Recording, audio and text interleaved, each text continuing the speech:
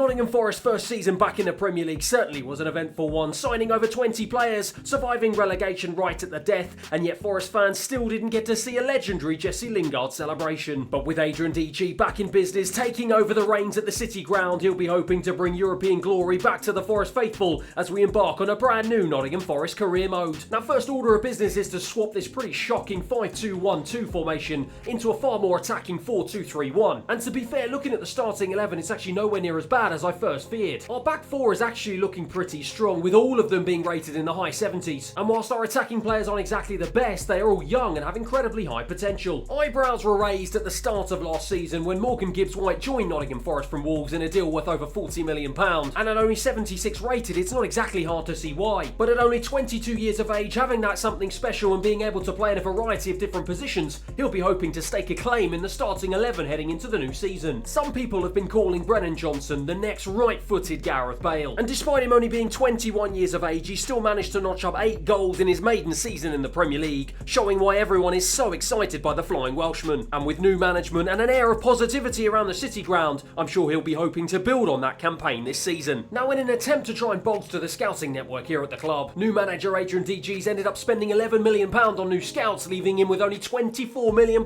to spend on players. But with a massively overinflated squad, he'll be hoping to try and shift out some of the so-called dead wood in order to raise additional funds. And so those departures will begin. A different Brazilian legend in Cafu becomes the first man to leave the club this summer in an $880k deal to Genk. And Joe Worrell follows him out the door pretty quickly afterwards as he departs for £4.2 million to Frankfurt. A big £7.2 million deal from Lask means that Neco Williams becomes the third man to leave the club, and Ryan Yates becomes departure number 4 as Lazio come in with an £11.3 million offer that was too good to turn down. However, in spite of some outgoing transfers still ongoing and still a shed load of players still remaining on the transfer list, those current departures have managed to bring up our transfer budget to £49 million, and it's time for Adrian DG to get to work. Now, with a 66 rated 20-year-old Alex Mighton being the only recognised left winger at the club, it means that Adrian DG has taken the decision to change the development plan of one of Nottingham Forest's more recent purchases as Emmanuel Dennis starts his training as a left winger. However, with a severe lack of quality up front in reserve, and with a 76 rated Teo Awani being the only realistic candidate who can try and lead the line for us this season, it looks like a striker is going to be the first position Adrian DG is going to look to target. And after what can only be described as one of the swiftest negotiations I think I've ever seen on FIFA, it's time for the Nottingham Forest fans to welcome a man back to England who started his career at Manchester City, a man who's got Europa League experience, he's got Champions League experience, and he is about to get Premier League experience. As after agreeing a £16.7 million fee, striker Lucas Nemecha becomes the first man to join Nottingham Forest this summer. However, it's time for the outgoings to continue as Kouyaté departs the club for £5.1 million to Stade Bretois, and Jack Colback also says goodbye to the Nottingham Forest faithful in a £910k deal to Wolfsburg, and Scott McKenna joins Getafe for £4 million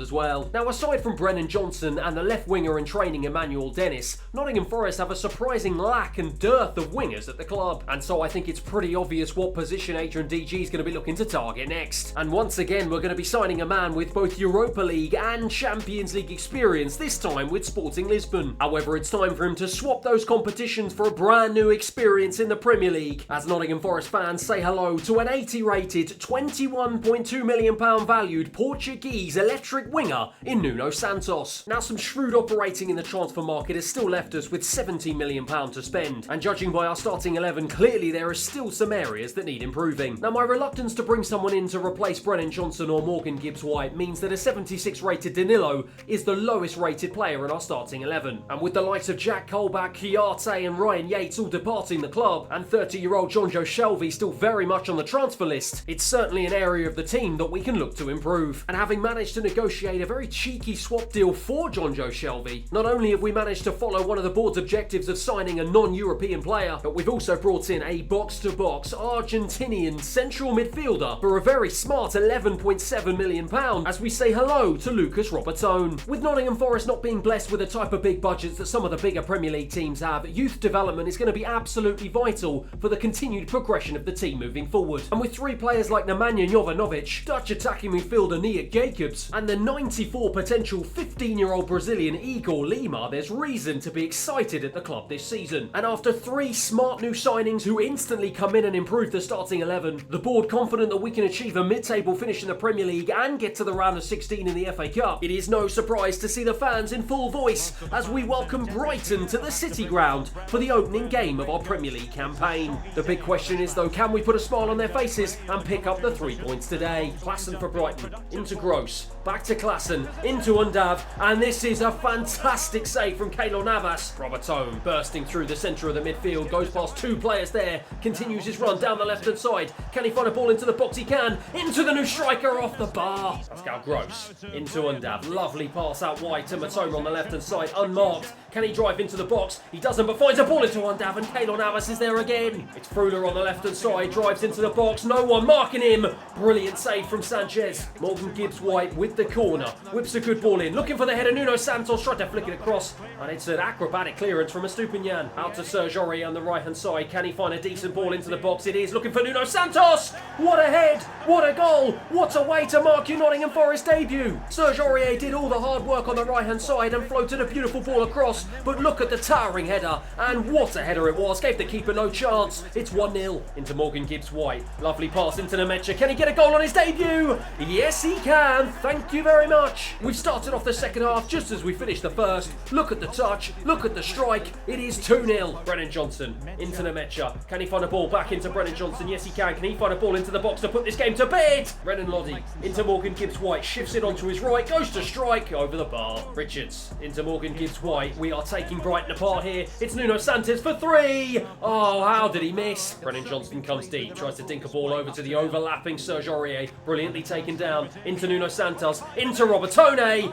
What a save. Santos will take the resulting corner. Whips a good ball in. Looking for Niakate over the bar. Klassen tries to go over the top. Serge Aurier intercepts, and surely that is the last kick of the game. That man, Lucas Nemecha, was absolutely sensational. A goal on his debut to send the Forest fans home happy. 2-0 at full time. Keylor Navas manages to keep a clean sheet. Lucas Robertone put in a sensational performance in the heart of our central midfield. And new signings Lucas Nemecha and Nuno Santos both get on the score sheet to crown off a fantastic debut for the club. Now, despite centre-back Willy Bowley not exactly being on my list of players that I plan to sell this summer, an offer of £7.6 million was too good to turn down from Wolves for the 31-year-old, and it means he becomes another surprising departure here this window. And whilst it doesn't necessarily change our starting 11, his departure does mean that the only recognised reserve centre-back we have at the club is 22-year-old Biakone. And so on transfer deadline day, with now £19 million left in the budget, it means we're going to be looking to make one final transfer this summer. But as you can see, with the late departure of Willy Bowley, it hasn't exactly left me with much time to try and scout some players. And clearly that shows, as my offer of £16 million for Mickey van der Ven was laughed out of the building, and it looks like we're going to be moving on to our next transfer target. And so we've taken a punt on another centre-back, valued at £9 million. We end up agreeing a deal for 11.2, and so it means our final signing of the summer will be 6'1" centre-back from Frankfurt,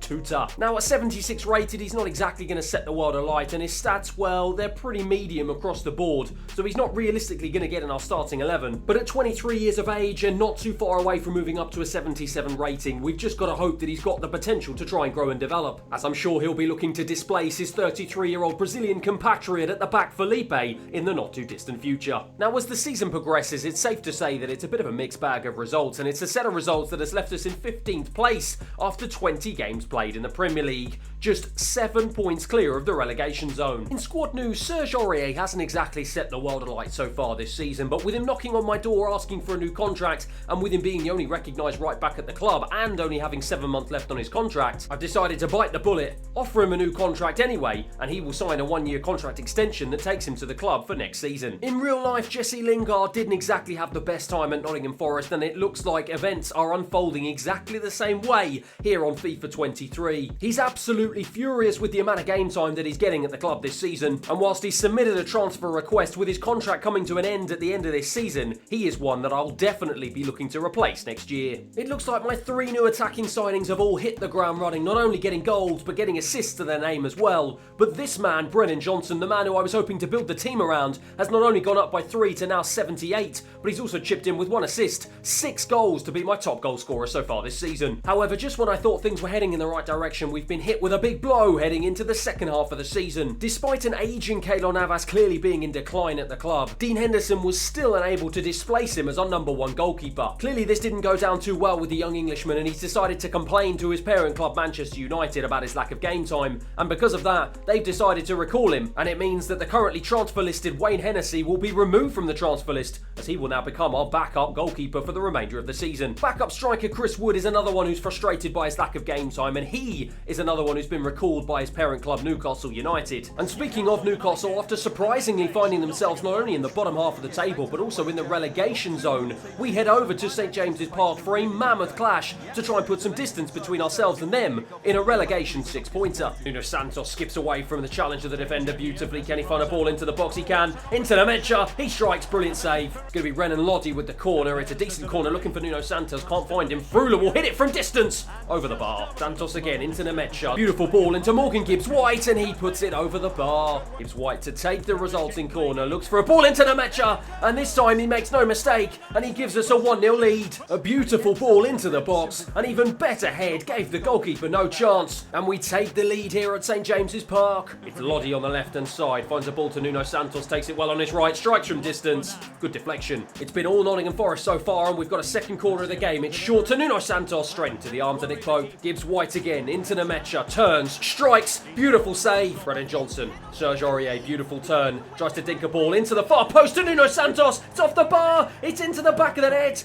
but I think it's offside. Well, beautiful ball over the top from Serge Aurier. Beautiful head. And Brennan Johnson is an absolute mile offside indeed. Robert Tone shrieking down the right-hand side. No one trying to challenge him. He's too quick. Can he find a ball into the box? Yes, he can. Blocked. Brennan Johnson into Frula. Beautiful play. Into the Mecha. Surely to make it 2. He does make it 2. Almiron. Newcastle looking for some sort of route back into this game, but it's a poor ball into the box, and that is just an indictment for exactly how they've played all game. So Maximan tries to find Alexander Isak. Keylor Navas is there, and the referee blows the whistle for full time. Adrian DG shakes the hands of Eddie Howe. Based on that performance, it's not hard to see why Newcastle are in the position they are in. But as for us, a sensational performance. Another sensational 2 goals from that man. Full time at St James's Park. 2-0 Nottingham Forest. And whilst we stay in 15th place, that does put some daylight between us and the relegation zone. And clearly that result has had a positive impact on our momentum, as we've managed to claw our way up to 12th place in the table with just 9 games remaining in the Premier League. But good news is unfortunately followed up by bad news, as Teo Awoniyi, a man who was the candidate to lead the line for us before the arrival of Lucas Nemecha, just hasn't been getting the game time that he would have been hoping for this season, and as a result of that, he's come knocking on my door once again demanding to get more game time. And whilst I've been able to appease his concerns so far, it's only a matter of time before the 25-year-old starts to kick up a little bit more of a fuss. But with his replacement Lucas Nemecha now up to an 80 rating and well and truly establishing himself as our number one striker with 13 goals and 4 assists so far this season, and with our upturn in form taking us up to 12th, I'm reluctant to make any changes to our starting 11 and our formation to try and accommodate him. So unfortunately for him, Teo's just going to have to continue to be a little bit more patient. Fast forward to the end of the season though, and morale is at an all-time high, and it isn't hard to see why. We get ourselves up to our highest position so far in the league, and at the perfect time, as we finish the table in 10th place, 50 points to our name,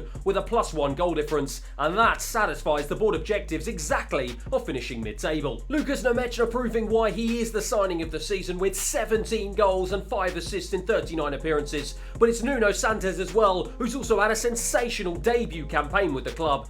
15 goals, 4 assists to his name, and a fantastic season for the Portuguese. Brennan Johnson now up to an 80 rated, rounding off our fantastic trio with 10 goals to his name in another strong campaign. And all 3 men proving that our attacking prowess heading into next season is looking incredibly strong. However, with 55 goals conceded in the on-loan Costa Rican Keylor Navas returning to his parent club PSG at the end of the season, goalkeeper is certainly a position that we'll be looking to strengthen heading into the new season. And whilst he's had a fairly decent season at 78 rated and 30 years of age and being our only option at right back, that too is also a position that we're going to be looking to strengthen. And unless we're able to agree a deal with Atletico Madrid for the on-loan Renan Lodi, who's been sensational at left back this season, it means we're either going to be looking for someone to replace him or relying on Englishman Omar Richards to try and make the step up heading into season 2. It's been a fine opening campaign for Adrian DG at the City ground, but there'll be no doubt that he, the board, and most importantly the fans will all be expecting more next year. Thanks everyone for watching, and I'll see you again next time.